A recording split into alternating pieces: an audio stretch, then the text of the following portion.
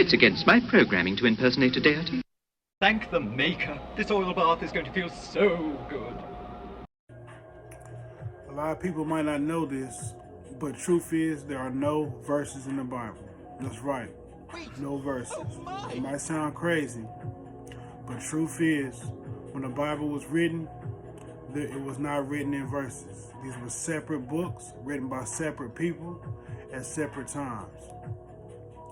We added the verses in later to help us navigate through the Bible.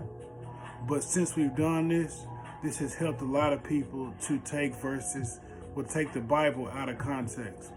They will take one verse and pull this up and use this all by itself as if this is what the writer was trying to say. And one of the big areas where people do this a lot is when they're talking about Jesus eating with sinners or being with sinners. You know, they like to try to make it like Jesus was just on the block, you know, in the streets, just doing what sinners do. And What's your that's just not the truth. We know from scriptures that Jesus lived a sinless life. He never sinned. 1 John 3 and 5. You know that he appeared in order to take away sins, and in him there is no sin. He never sinned. So, what was he doing when he was eating with sinners? Let's take the verses, put them together, and keep them in context, reading them all the way through.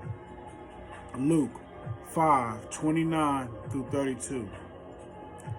Then Levi held a great banquet for Jesus at his house, and a large crowd of tax collectors and others were eating with them. But the Pharisees and teachers of the law who belonged to their sect complained to his disciples, "Why do you eat and drink with tax collectors and sinners?" Jesus answered them, "It is not the healthy who need a doctor, but the sick. I have not come to call the righteous, but sinners to repentance." So what was he doing with the sinners?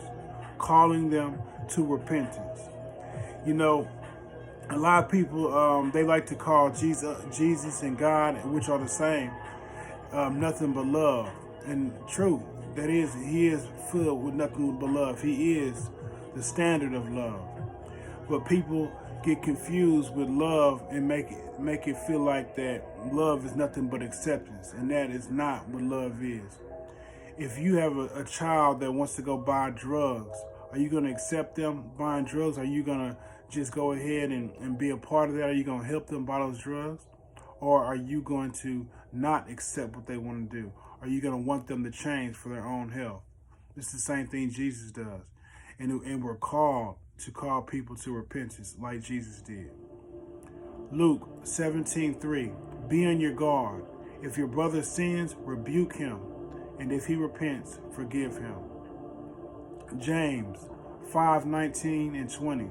My brethren, if any among you strays from the truth, and one turns him back, let him know that he who turns a sinner from the error of his way will save his soul from death and will cover a multitude of sins. This is what we're called to do. This is what love is. If you love your brothers and sisters, you call them to repentance. Because this is the only way they can change, by knowing that they're wrong, and this change is healthy for them. If you claim you love somebody, but you let them head in any kind of way that's destructive, that is not true love. Something to think about. Do take good care of yourself.